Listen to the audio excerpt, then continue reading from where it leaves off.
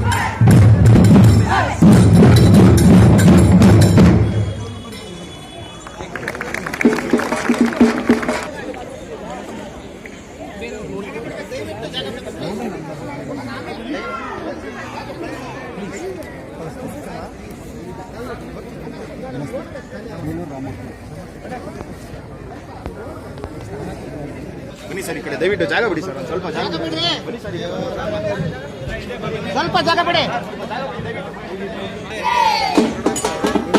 ಏನು ಕೊಡೋದು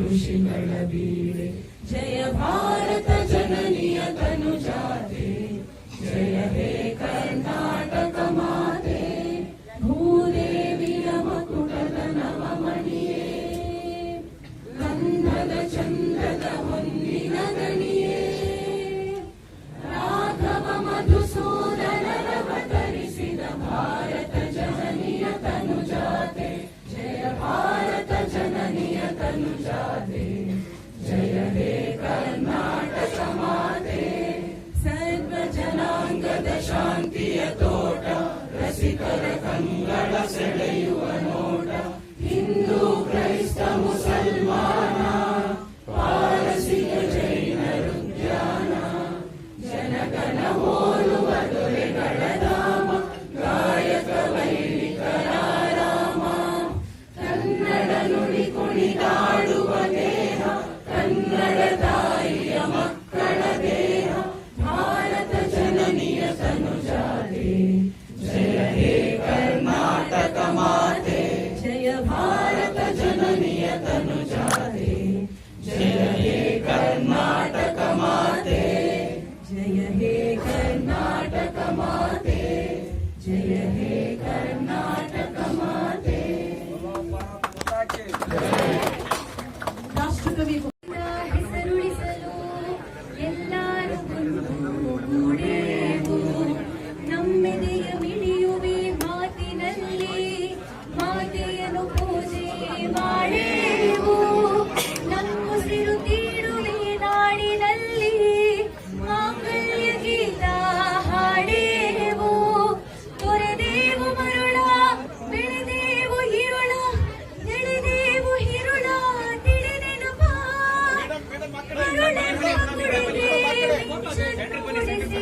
ಹಚ್ಚೇವು ಕನ್ನಡದ ದೀಪ ಹಚ್ಚೇವು ಕನ್ನಡದ ದೀಪ ಹಚ್ಚೇವು ಕನ್ನಡದ ದೀಪ ಕರುನಾಡ ದೀಪ ಸಿರಿನುಡಿಯ ದೀಪ ಒಲವೆತ್ತಿ ತೋರುವ ದೀಪ ಹಚ್ಚೇವು ಕನ್ನಡದ ದೀಪ ಹಚ್ಚೇವು ಕನ್ನಡದ ದೀಪ ಬಹುದಿನಗಳಿಂದ ಮೈಮರೆವೆಯಿಂದ ಕೂಡಿರುವ ಕೊಳೆಯ ಕೊಚ್ಚೇವು ಎಲ್ಲೆಲ್ಲಿ ಕನ್ನಡದ ಕಂಪು ಸೂಸಲು ಅಲ್ಲಲ್ಲಿ ಕನ್ನಡ ಚಾಚೇವು ನಡುನಾಡೆ ಇರಲಿ ಗಡಿನಾಡೆ ಇರಲಿ ಕನ್ನಡದ ಕಡೆಯ ಕೆಚ್ಚೇವು ಮರಿದೇವು ಮರವ ಮರಿದೇವು ತಿರುಳ ಹಿಡಿದೆನಪ ನನಗಲೆಲ್ಲ ಕುಡಿಗೊಳಿಸಿ ಹೊಸೆದು ಹಚ್ಚೇವು ಕನ್ನಡದ ದೀಪ ಹಚ್ಚೇವು ಕನ್ನಡದ ದೀಪ ಹಚ್ಚೇವು ಕನ್ನಡದ ದೀಪ ಕರುನಾಡ ದೀಪ ಸಿರಿನುಡಿಯ ದೀಪ ಒಲವೆತ್ತಿ ತೋರುವ ದೀಪ ಹಚ್ಚೇವು ಕನ್ನಡದ ದೀಪ ಹಚ್ಚೇವು ಕನ್ನಡದ ದೀಪ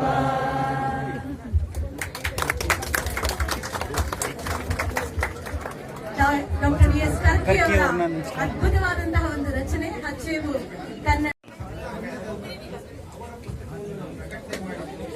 ಎಲ್ಲಾ ಪುಸ್ತಕಗಳು ಬಹುಮುದ್ರಣಗಳನ್ನು ಕಾಣಿಸಿರುವುದು ನಮ್ಮ ಅವರ ಜನಪ್ರಿಯತೆಗೆ ಸಾಕ್ಷಿಯಾಗಿದೆ. ಸಪ್ನ ಇಲ್ಲಿವರೆಗೆ 24 ಶಾಖೆಗಳನ್ನ ಪ್ರಾರಂಭ ಮಾಡಿ ಇನ್ನೇನು 25 ಶಾಖೆ ಕೂಡ ಬೆಂಗಳೂರಿನ ನಾಗರಬಾವಿಯಲ್ಲಿ ಬರ್ತಾ ಇದೆ ಅಂತ ಹೇಳಲಿಕ್ಕೆ ನಾನು ಸಂತೋಷ ಆಗ್ತಾ ಇದೆ. ಆಶ್ಚರ್ಯ ಆದರೂ ಸತ್ಯ ಅಂತ 7,500ಕ್ಕೂ ಹೆಚ್ಚು ಕನ್ನಡದ ಪುಸ್ತಕ 950ಕ್ಕೂ ಹೆಚ್ಚು ಪಠ್ಯ ಸ್ಪರ್ಧಾತ್ಮಕ ಪುಸ್ತಕ ಪ್ರಕಟಣೆ ಮಾಡಿರ್ತಕ್ಕಂಥದ್ದು ಬಹುದೊಡ್ಡ ಸಾಧನೆ.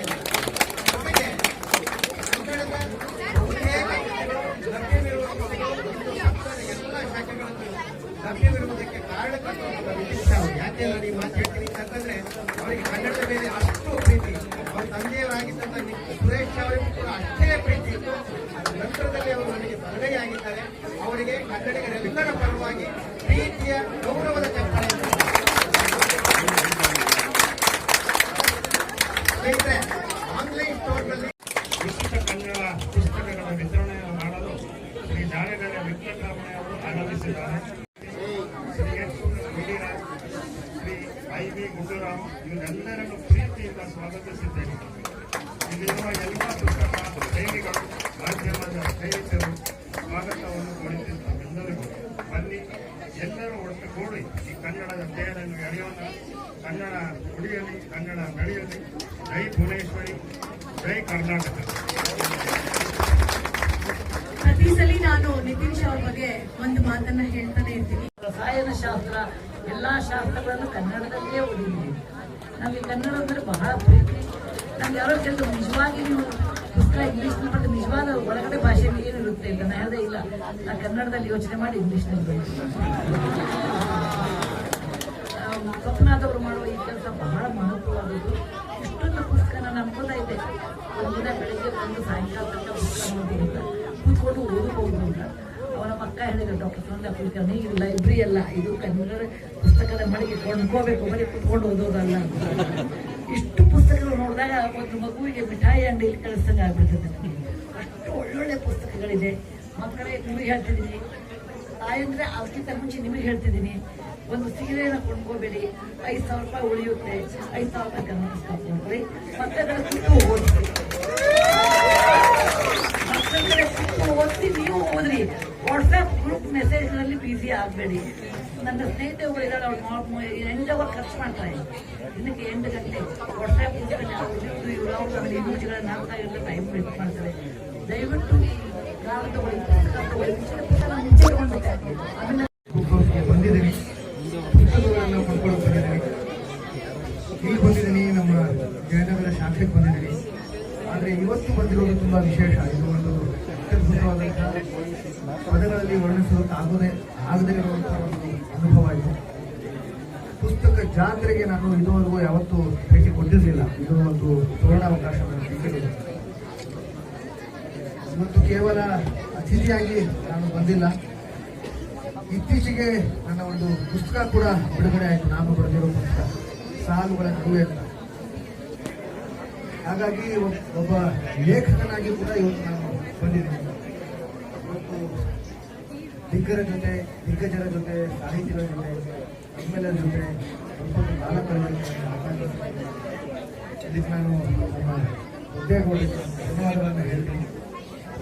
ನಮ್ಮ ಪ್ರಕಾಶಕರು ಸಾವಣ್ಣ ಅವರು ಇವ್ರ ಬಗ್ಗೆ ತುಂಬ ಹೇಳ್ತಾ ಇದ್ದಾರೆ. ಇವರು ಗುರುಗಳಂತೆ ಹಾಡಾಗಿದೆ. ನಾನು ಹೇಳಬೇಕಾಗಿರೋದು ಇಷ್ಟೇ, ಏನಂತ ಹೇಳಿದ್ರೆ ನಮ್ಮ ಕನ್ನಡ ತಾಯಿ ಭುವನೇಶ್ವರಿಗೆ 60 ಅಲ್ಲ 70 ವರ್ಷದ ಆಯಸ್ಸಿಲ್ಲ ಅವರಿಗೆ. 2000 ವರ್ಷದ ಇತಿಹಾಸ ಇರುವಂತಹ ನಮ್ಮ ಕನ್ನಡ ತಾಯಿಗೆ ನಾವು ಸೇವೆಯನ್ನ ಸಲ್ಲಿಸುವುದು ಅಷ್ಟೇ ನಮ್ಮ ಕರ್ತವ್ಯ ಅನ್ನೋದು ನನ್ನ ಅನಿಸಿಕೆ. ಕನ್ನಡ ರಾಜ್ಯೋತ್ಸವ ಅನ್ನೋದಕ್ಕಿಂತ ನಾವೆಲ್ಲರೂ ಕರ್ನಾಟಕ ರಾಜ್ಯೋತ್ಸವವನ್ನ ಆಚರಣೆ ಮಾಡೋಣ. ಕರ್ನಾಟಕ ಅನ್ನೋದು 70 ವರ್ಷದ ಇತಿಹಾಸ, ಆದ್ರೆ ಕನ್ನಡ ಅನ್ನೋದು ಎಷ್ಟೋ ವರ್ಷಗಳಿಂದ ನಾವು ಸಂಭ್ರಮಾಚರಣೆ ಮಾಡ್ಕೊಂಡು ಬರ್ತಿರುವಂತಹ ಒಂದು ಭಾಷೆ. ಹಾಗಾಗಿ ಈ ಒಂದು ಕನ್ನಡ ಮಾಧ್ಯಮಕ್ಕೆ ಇದು ನಮ್ಮ ಮನಸ್ಸಿನ ಭಾಷೆ ಆಗಿದೆ, ಇದು ನಮ್ಮ ಕನಸಿನ ಭಾಷೆ ಆಗಿದೆ. ನಮ್ಮ ಆಲೋಚನೆ, ನಮ್ಮ ಯೋಚನೆ ಎಲ್ಲ ಕೂಡ ಕನ್ನಡದಲ್ಲೇ ಇರೋದರಿಂದ ಇದಕ್ಕೆ ನಾವು ಸೇವೆಯನ್ನ ಸಲ್ಲಿಸಬೇಕು ಅಷ್ಟೇ. ಕನ್ನಡ ಉಳಿಸಿ, ಕನ್ನಡ ಬೆಳೆಸಿ ಅನ್ನೋ ಅಷ್ಟು ದೊಡ್ಡವರು ನಾವಲ್ಲ, ಅನ್ನೋ ಅಂಥ ಮೇಧಾವಿಗಳು ನಾವಲ್ಲ.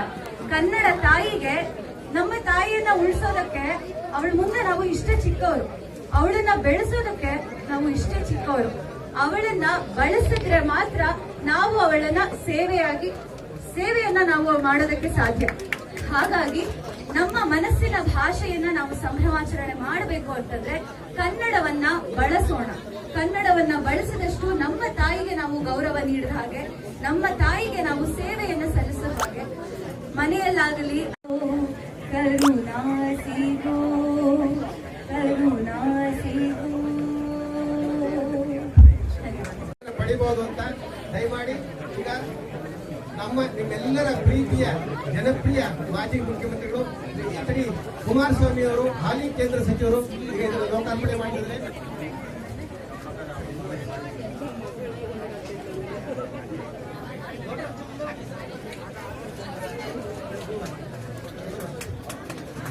ಬರೀ ಒಂದು ಪ್ರೀತಿಯ ಚಪ್ಪಾಳೆ. ನಾನು ಈ ಕನ್ನಡದ ಕಾರ್ಯಕ್ರಮ ಬೆಂಗಳೂರಲ್ಲಿ ಇದ್ದೇನೆ, ಬಹಳ ಪ್ರೀತಿಯಿಂದ ಬರ್ತೇನೆ ಅಂತ ಬಹಳ ಪ್ರೀತಿಯಿಂದ ಬಂದಿದ್ದಾರೆ.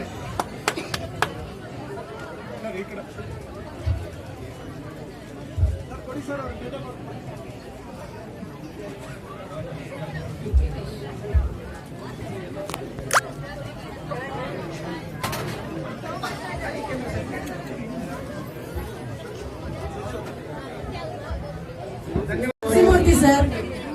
ಗುಂಡೂರಾವ್ ಅವರು ದಯಮಾಡಿ ಸ್ಥಳಾವಕಾಶ ಮಾಡ್ಕೊಳ್ಳಿ, ದಯಮಾಡಿ ಸ್ಥಳಾವಕಾಶ ಮಾಡಿಕೊಳ್ಳಿ. ನಂತರ ದಯಮಾಡಿ ಇಲ್ಲಿ ಜಾಗ ಬಿಡಿ, ಇಲ್ಲಿ ಸ್ಥಳಾವಕಾಶ ಮಾಡ್ಕೊಳ್ಳಿ ಪ್ಲೀಸ್. ಇಲ್ಲಿ ಸ್ಥಳಾವಕಾಶ ಮಾಡ್ಕೊಳ್ಳಿ ದಯಮಾಡಿ. ಎಲ್ಲರೂ ಇಲ್ಲಿ ಕೂತಿದ್ದಾರೆ.